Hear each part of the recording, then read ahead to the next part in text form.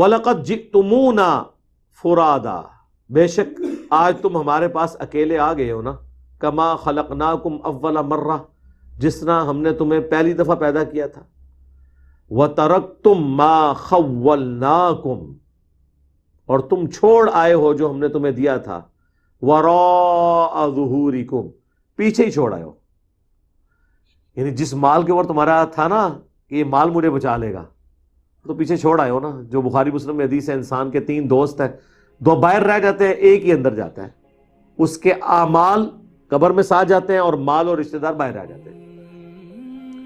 تو دنیا میں مال کی بنیاد پہ تم نے حکومت کی تھی نا، تو آج آگے ہو نا اکیلے، کوئی گٹھڑی ساتھ مال کی نہیں لے کر آئے. جس طرح تم کو ہم نے پیدا کیا تھا، یعنی جب پیدا ہوتا ہے انسان اس وقت بھی اکیلے ہی پیدا ہوتا ہے، مرنے کے بعد بھی اللہ کے پاس اکیلا جائے گا.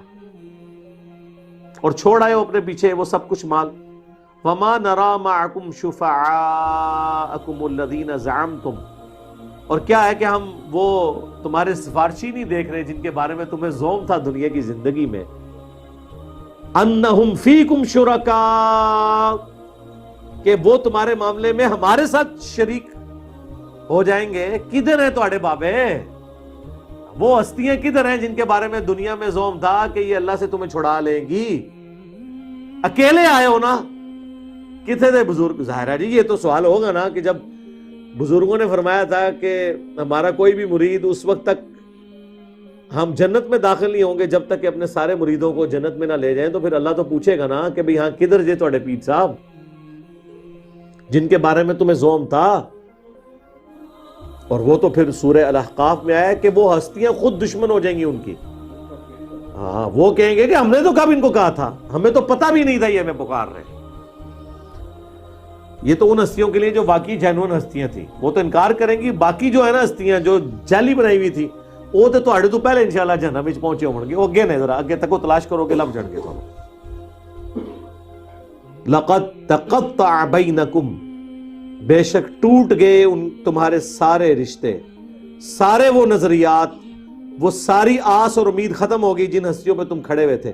وَضَلَّ عَنْكُمْ مَا كُنْتُمْ تَزْعُمُونَ، اور تمہارے ہاتھوں سے جاتی رہی وہ تمام باتیں جو تم دنیا میں دعویٰ کیا کرتے تھے. اس کو وہ اردو میں کہا جاتا ہے ہاتھوں کے طوطے اڑ جانا.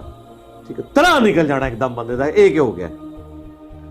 میرا خیال ہے اگر کسی شخص کو مرنے کے بعد اس طرح کا معاملہ ہو، اس سے بہتر نہیں ہے کہ وہ قرآن ترجمے سے پڑھ کے دنیا میں ہی آخرت کی فلم دیکھ لے اور بچ جائے.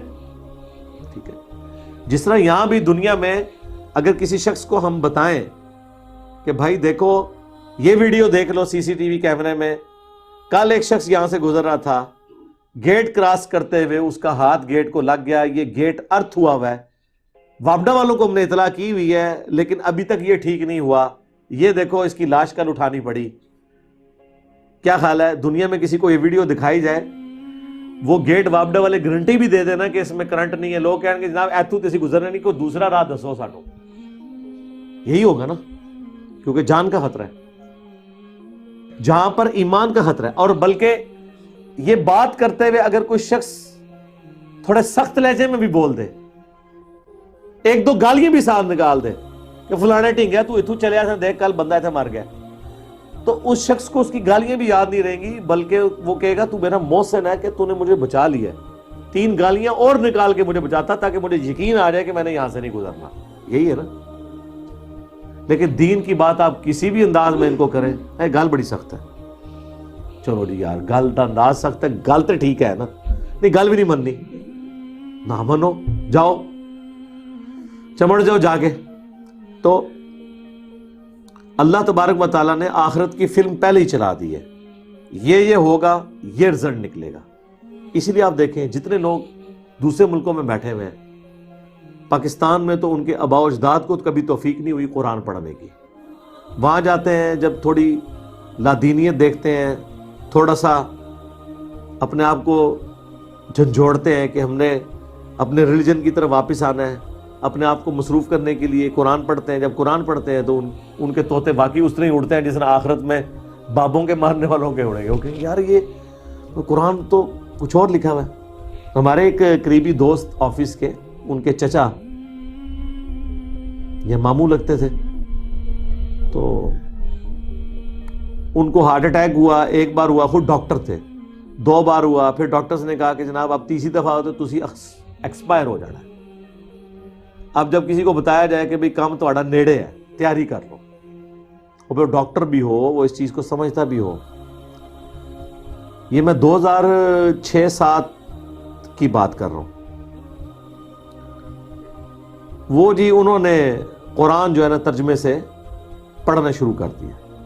سوری, خالو تھے, وہ ماموں نہیں تھے, خالو تھے. قرآن ترجمے سے پڑھا, احمد صاحب بریلوی صاحب کا ترجمہ. بریلوی تھے تو ظاہر ہے انہوں نے مرنے سے پہلے بریلویت کی تیاری کرنی تھی نا, ظاہر ہے, کیونکہ محلے کی مسجد بریلویوں کی تھی. یہ ہوتی ہے ہماری تحقیق. وہ جناب جب انہوں نے قرآن پڑھا تو گمراہ ہو گئے. انہوں نے کہا یار یہ ہمیں تو انہوں نے بابوں بزرگوں, اللہ تعالیٰ نے تو نہ کسی بزرگ کو, نہ کسی فرشتے کو, نہ کسی پیغمبر کو اپنی توحید کے معاملے میں خاطر میں لاتا ہے, اور انہوں نے تو یہ کیا کیا ہستیوں کے ساتھ عقیدے جوڑے میں. تو وہ اپنا مسلک ہی چھوڑ گئے. جو میں نے اکثر کہا ہے کہ اگر کوئی شخص اپنے فرقے کا بھی قرآن کا ترجمہ ایمانداری سے پڑھ لینا تو اللہ تعالیٰ اسے ہدایت دے دے گا. یہ اللہ کا وعدہ ہے, والذین جاہدوا فینا لنہدینہم سبلنا. بلکہ ایون وہ قرآن پڑھتے ہوئے اسے یہ بھی پتہ چل جائے گا, تھوڑی سی اپنی عقل استعمال کرے کہ قرآن میں تو یہ لکھا تھا, تو یہ میرے مولوی نے اس کی جو یہ تشریح کی ہے یہ تو اس میں بیٹھتی نہیں ہے. اگر اس نے اپنی عقل استعمال کی, اور اگر عقل استعمال نہ کی, اس کبوتر کی مانند جو بلی کو دیکھ کے آنکھیں بند کر لے, بلی نے پھر بھی گردن مروڑنی ہے. آنکھیں بند کرنے سے بلی غائب نہیں ہو سکتی. اس طرح آنکھیں بند کرنے سے قرآن و سنت کے جو نظریات ہیں وہ غائب نہیں ہوں گے, اور آپ کے بزرگوں کے بتائے ہوئے عقیدے وہ جسٹیفائی نہیں ہوں گے. تو اس سے پہلے کہ آخرت میں ہوائیاں اڑ جائیں, جو اللہ تعالیٰ نے بیان کیا کہ اڑ جائیں گی ان کی ہوائیاں, اس سے پہلے آخرت کی تیاری کر لیں. اللہ تعالیٰ سے دعا ہے جو حق بات میں نے کہی ہمارے دلوں میں راسخ فرمائے. اگر جذبات میں میرے منہ سے کوئی غلط بات نکل گئی تو اللہ تعالیٰ ہمارے دلوں سے دھو ڈالے اور ہمیں معاف بھی کر دے. ہمیں کتاب و سنت کی تعلیمات پر عمل کر کے دوسرے بھائیوں تک پہنچانے کی توفیق عطا فرمائے.